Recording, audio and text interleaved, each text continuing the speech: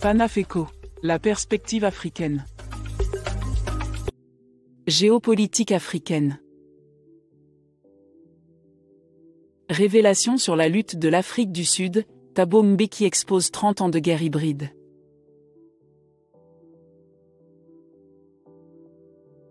Partie 4, diviser pour mieux régner, le complot pour fragmenter l'unité. Découvrez les tactiques insidieuses employées par des forces extérieures pour semer la discorde au sein du parti au pouvoir en Afrique du Sud. Dans ce segment révélateur, nous exposons les tentatives de corruption de dirigeants influents et de création de factions dissidentes, menaçant l'unité de l'ANC.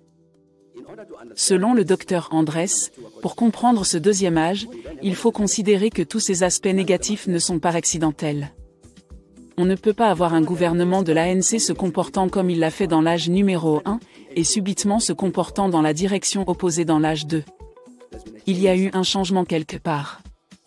Et ce changement inclut un changement à la tête de l'ANC. Les scissions de l'ANC. La politique de coalition, et tout ça, que faisons-nous à ce sujet? Dans le contexte de ce qui s'est passé dans le pays, comment comprenons-nous ces scissions? Par exemple, prenons le parti MK. On ne peut pas dire une chose si dénuée de sens comme vouloir rester membre de l'ANC, mais de soutenir un parti qui fait campagne pour vaincre l'ANC. Ça n'a aucun sens. Une de ces deux choses est fausse. En ce qui concerne les scissions de l'ANC, comme le parti MK, ça peut se comprendre. Ils sont dirigés par les mêmes personnes qui ont tenté de détruire les services fiscaux après tout.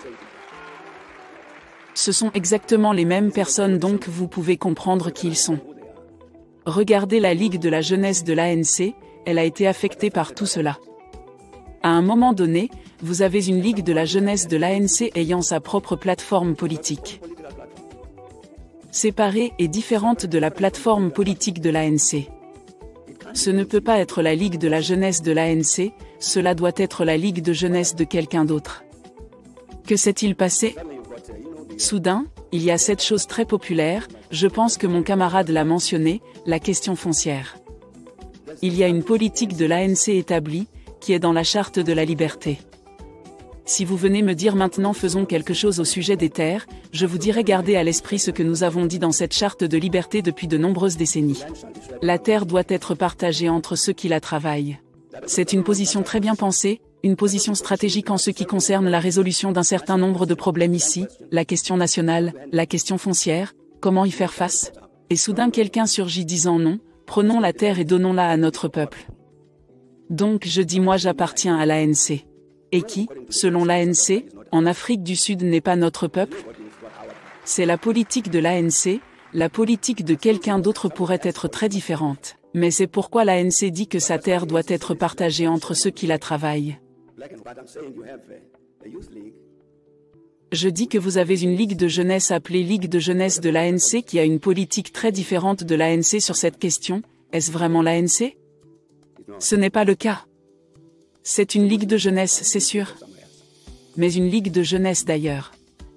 J'essaie d'indiquer ce qui s'est passé et qui a produit ces deux âges dont parle le docteur Andrès, l'âge numéro 1 où tout va dans cette direction et l'âge numéro 2 où les choses vont dans l'autre direction sous le même parti politique. En termes de notre réponse à tous ces défis concernant les coalitions et ainsi de suite. La question que nous devons poser est: où voulons-nous que l'Afrique du Sud soit? Pas où voulons-nous que les partis politiques soient, mais où voulons-nous que le pays aille? En termes d'emploi, en termes de tout ce dont nous avons parlé, industrialisation et ainsi de suite. Et qui nous y conduira? Vous lirez tous les programmes électoraux, tous sans exception, tous disent que nous vous y conduirons, mais qui croyez-vous? Je pense qu'il y a une grande lutte politique qui doit avoir lieu ici en partie basée sur une compréhension appropriée de l'état de la nation telle qu'elle est et non pas de l'état dans lequel on souhaite qu'elle soit. Merci de nous avoir suivis.